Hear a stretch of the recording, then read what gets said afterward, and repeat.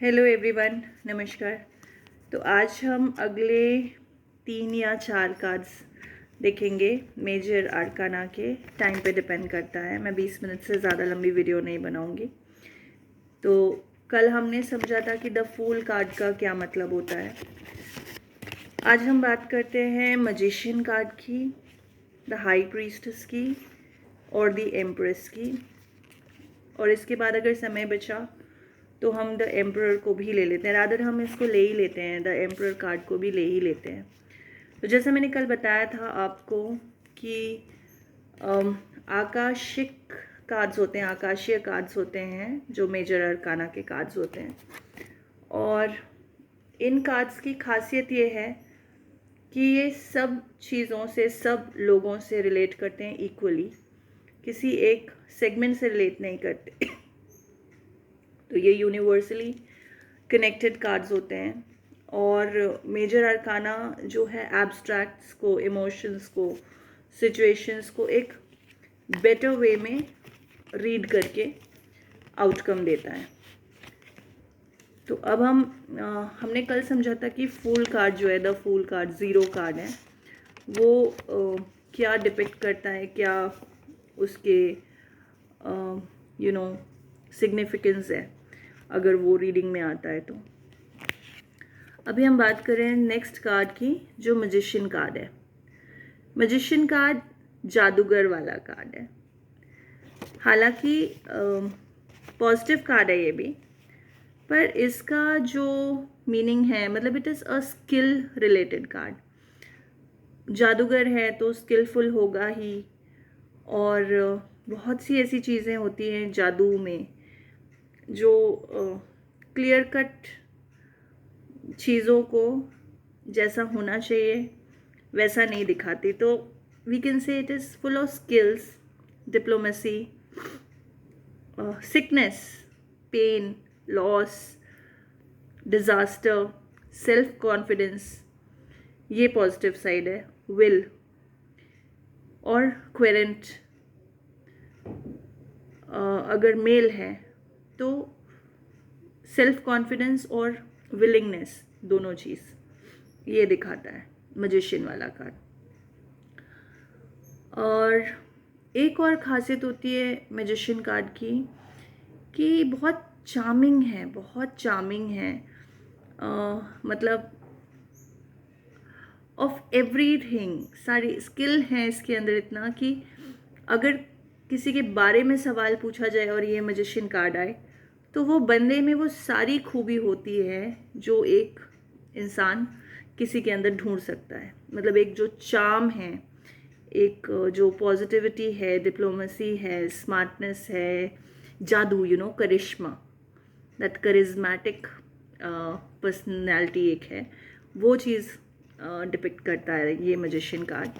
End of course एक superficial powers का combination होता है magician card.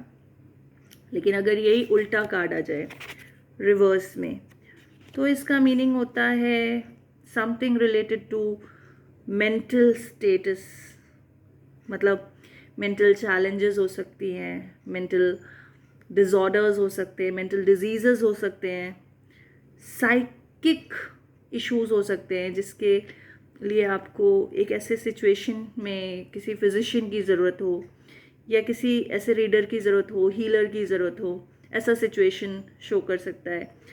End of course एक मतलब जो उथल पुथल मन में बना रहता है ना, मतलब एक कामनेस नहीं रहती, क्वाइटनेस नहीं रहती, वैसी सिचुएशन रिवर्स में डिसग्रेस भी हो सकता है। मतलब जहाँ जादू नहीं चल रहा है आपका, आप जिस चीज़ को करने के कैपेबल हो वो चीज़ आप नहीं कर पा रहे हो, मतलब आपका जादू ख़त्म हो चुका है। आप एक नेगेटिव टर्म में बात कर रही हूँ मैं, रिवर्स ऑर्डर पे। तो magician is full of charm, full of positivity अगर स्ट्रेट आता है, लेकिन अगर इन्वर्टेड आता है रिवर्स्ड में तो magician is definitely not a good card. Specially mental issues को लेके it is an alarming card, बहुत ज़्यादा अलार्मिंग कार्ड होता है। Next is the high priestess. High priestess जो कार्ड है, ये अगर आप देखोगे तो एक दो पिलर्स हैं इनके आसपास, बी एंड जे। तो इट इज़ प्लस ये एक फीमेल पावर्स वाली कार्ड है। तो जब हमने मजिशियन की कार्ड की तो यूजुअली अगर जो क्वेरी कर रहा है वो अगर मेल है तो ज़्यादा सटीक आंसर उससे आएगा। वैसे ही अगर कोई फीमेल है और उसकी रीडिंग में अगर द हाई प्रीस्टेस आ रहा है तो it is a very genuinely answering card. मतलब आप बहुत डिटेल्ड एक रीडिंग कर सकते हो उसके लिए। तो अगर ये स्ट्रेट आता है तो दिस कार्ड डिनोट्स सीक्रेट्स से रिलेटेड कुछ हो सकता है, मिस्ट्री, कोई भी चीज़ मिस्टीरियस मैनर में हो सकती, कोई चीज़ें छुपी हुई हैं वो है ऑलरेडी और इन फ्यूचर वो चीज़ें मतलब रिवील होने वाली हैं, सामने आने वाली हैं। अभी तक लेकिन नहीं है सामने, पर आ सकती हैं, आने वाली हैं। और ये कार्ड अगर किसी मेल के उसमें आए तो कभी कभी फीमेल एनर्जीज़ को डिनोट करता है कि हो सकता है कि कोई सीक्रेट क्रश आप किसी के हो, मतलब मेल के रीडिंग में, कि हो सकता है कि वो मेल जो है वो किसी का सीक्रेट क्रश हो, उस पर किसी का इमोशनल एक अटैचमेंट हो, लेकिन वो बातें सामने नहीं आई हो, वे उस टाइप का एक सीक्रेट चीज़। ये क्लैंडस्टाइन नहीं होगा, ये जस्ट सीक्रेटिव एक मिस्टीरियस चीज़ है जो कि इन फ्यूचर सामने आने वाली है, जिसके लिए आपको बहुत ज़्यादा मेहनत नहीं करनी पड़ती। प्लस ये कार्ड बहुत बैलेंस करके चीज़ों को चलने वाली कार्ड है। और अगर फीमेल है जिसके लिए ये कार्ड निकलता है तो सबसे ज़्यादा एडवाइजेबल ये रहता है कि आपको साइलेंस मेंटेन करके चलना है, क्वाइटली आपको अपने काम करने हैं। किसी भी चीज़ में कौन क्या कर रहा है, कौन क्या नहीं कर रहा है, उसमें बोलना नहीं है, चुपचाप देखने वाली सिचुएशन होती है। टेनेसिटी जो होती है ना, मतलब समझदारी बेसिकली।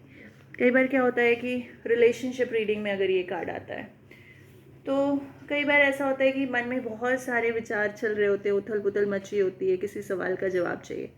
पर अगर फीमेल क्वेरेंट की रीडिंग में ये आता है तो उसका क्लियर कट मैसेज ये होता है कि आपको शांत रह के ऑब्जर्व करने की ज़रूरत है, मतलब बुद्धिमानी से काम लेने की, सोच समझ के काम लेने की ज़रूरत है, बैलेंस करके चलने की ज़रूरत है, और समथिंग साइंटिफिक, मतलब लॉजिकल रीजनिंग, उस चीज़ की ज़रूरत है। कई बार क्या होता है हम गलत चीज़ें समझ लेते हैं, हो सकता है हमारे इंटरप्रिटेशंस गलत हो जाते हैं। तो उस टाइम पे अगर ये कार्ड निकल रहा है तो सीधे सच्चा जो रीडिंग होता है वो ये होता है कि शांत बैठो, ऑब्जर्व करो, लॉजिकली सोचो, चीज़ें जो है आपके सामने आएंगी, एक ना एक करके खुलेंगी। अगर ये कार्ड ऐसे उल्टा आ जाता है तो उसमें क्या होता है कि है तो पॉजिटिव, उल्टा आने पे भी ये कार्ड पॉजिटिव है, पॉजिटिव इन द सेंस थोड़ा सा फिज़िकल या मॉरल डिसबैलेंस को लेके बहुत ज़्यादा सोचने वाली सिचुएशन। जैसे मतलब मजिशियन कार्ड में जैसे मेंटल स्ट्रेस वाली सिचुएशन थी कि मेंटल डिजीज़ है, मेंटल इश्यूज़ हैं, मेंटल इलनेस हैं, पर ये जो है ये उसके प्रीवियस वाला सिचुएशन है जहाँ पे आप बहुत ज़्यादा कंटेम्पलेशन कर रहे हो, बहुत ज़्यादा सोच रहे हो, ब्रेन को एकदम रेस्ट नहीं दे रहे हो। ऐसी सिचुएशन में होता है जो भी जातक है, जो भी मतलब सवाल करता है, खासकर अगर वो मेल है तो उसके केस में पैशन है, मॉरल एक आदर है, और कंसीट भी हो सकता है, या मतलब अगर उल्टा आ रहा है तो, और नॉलेज की कमी। इफ़ इट इज़ उल्टा तो नॉलेज की कमी, मतलब हर चीज़ में किसी से गाइडेंस की रिक्वायरमेंट होना, कहीं ना कहीं किसी ना किसी से हर मोड़ पे गाइडेंस लेके चलने की ज़रूरत पड़ना, इस टाइप का सिचुएशन। ओवरऑल हाई प्रीस्टेस जो है वो मिक्स कार्ड है। फीमेल के लिए थोड़ा सा डिफरेंट होता है, फीमेल के लिए ज़्यादा स्ट्रॉन्ग कार्ड होता है, मेल के लिए थोड़ा कम स्ट्रॉन्ग होता है।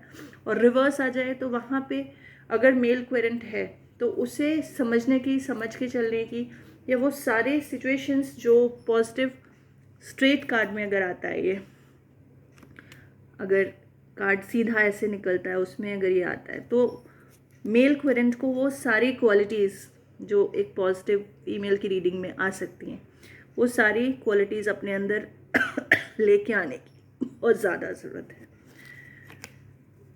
Now the next card is the empress card.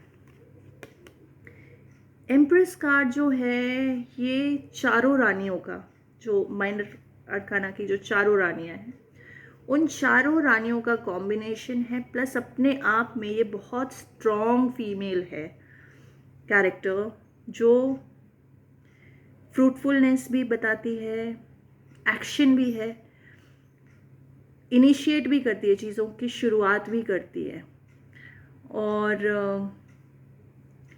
कुछ जो अननोन चीज़ें हैं, कुछ चीज़ें जो सामने नहीं हैं, उन चीज़ों को भी ये बहुत आसानी से समझने वालों में से।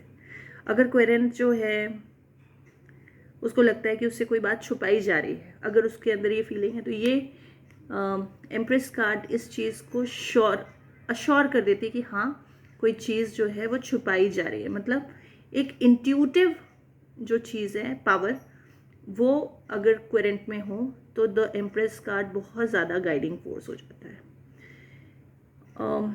फिर इनिशिएटिव होता है, and then this shows also the length of days, मतलब कितने दिन में चीज़ें हो सकती हैं, ये डिपेंड करता है इसके आसपास आने वाले कार्ड से। इनके पहले आने वाला कार्ड या बाद में आने वाला कार्ड वो डिफाइन करता है कि जो सवाल है वो हफ्तों में पूरा होगा, कि महीनों में पूरा होगा, कि घंटों में पूरा होगा, कि सालों में पूरा होगा। तो उसके लिए ये कार्ड जो है बहुत स्ट्रॉन्ग क्लैरिटी देता है।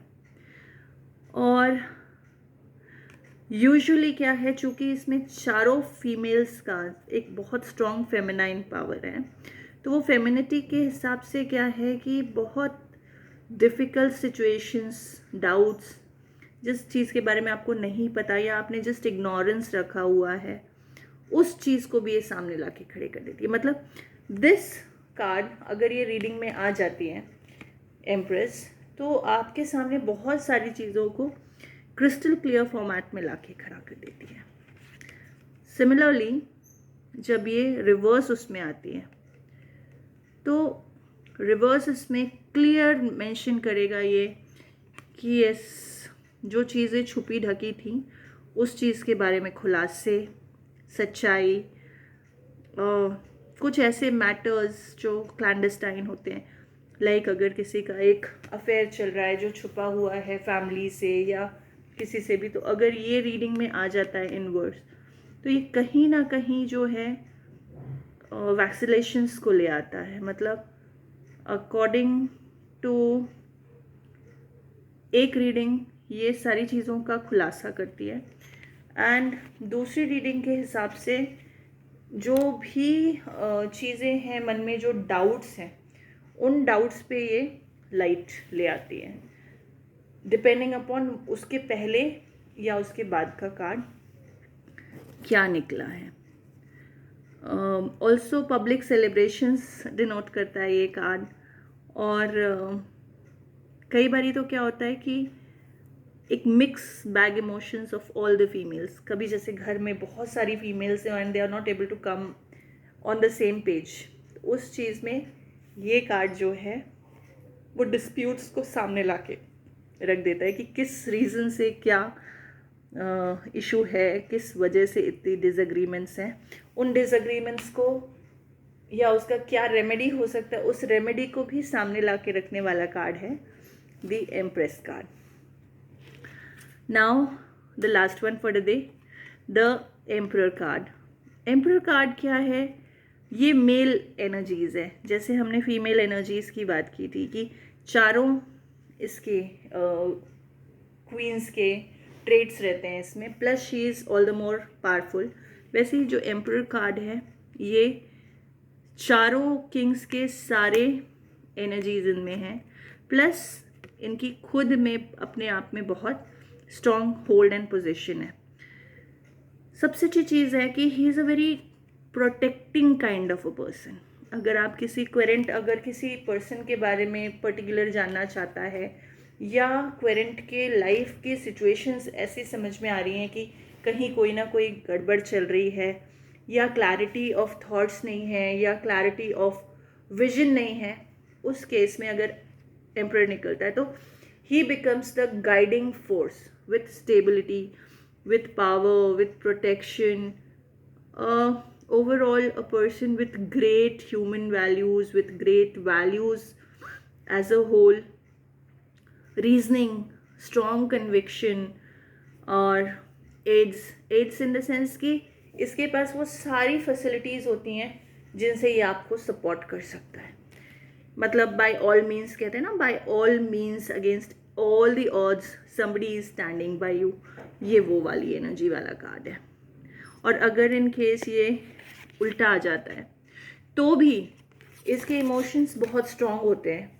Strong as in suppose compassionate about something, benevolent about something, credit seeking, मतलब मैंने ये किया, मैंने ये किया, मैंने ये किया, ये गलत नहीं है, लेकिन उसको हर जगह गाना कि हाँ मैंने ये किया, ये मैंने किया, दैट क्रेडिट सीकिंग थोड़ा सा आ जाता है। इसका सबसे अच्छा क्वालिटी ये होता है कि अगर एनिमीज़ से रिलेटेड कोई क्वेश्चन है, मतलब कोई अगर आपके अगेंस्ट खड़ा है और क्वेरेंट के रीडिंग में ये कार्ड रिवर्स में आता है, तो ओवरऑल जो सिचुएशन है वो बड़ी कंफ्यूजिंग सी सिचुएशन रहती है, मतलब प्रिडिक्टेबल नहीं है कि ये इसी फॉर्मेट में सोचेगा, ऐसा ज़रूरी नहीं है। वो एनिमीज़ के लिए जो है एक कन्फ्यूजन वाला स्टेट लेके आता है।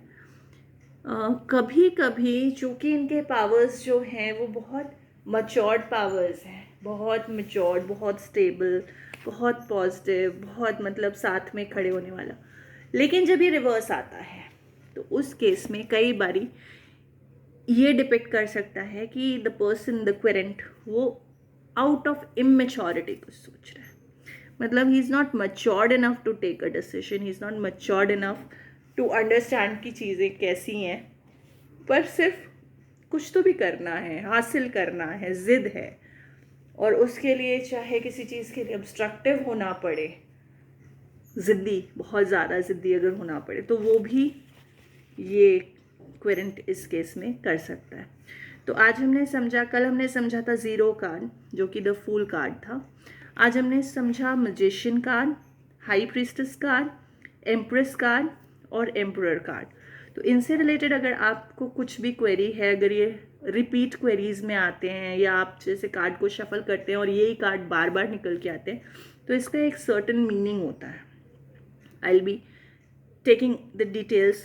अभी हम सिर्फ कार्ड्स को समझ रहे हैं कि कौन से कार्ड का क्या मीनिंग होता है, उसकी डिविनेशन क्या है, उसकी डेफिनेशन क्या है, लेकिन ग्रेजुअली कि वो किस फॉर्मेट में कब आएगा, एक जनरल रीडिंग फॉर्मेट में 3 कार्ड स्प्रेड का क्या मीनिंग होता है, 6 कार्ड का क्या होता है, यिन यान का क्या होता है मीनिंग, सारे मीनिंग्स को हम मतलब एटलीस्ट 5 काइंड्स के शफल करने वाले स्ट्रक्चर्ड रीडिंग्स में आपको बताऊंगी।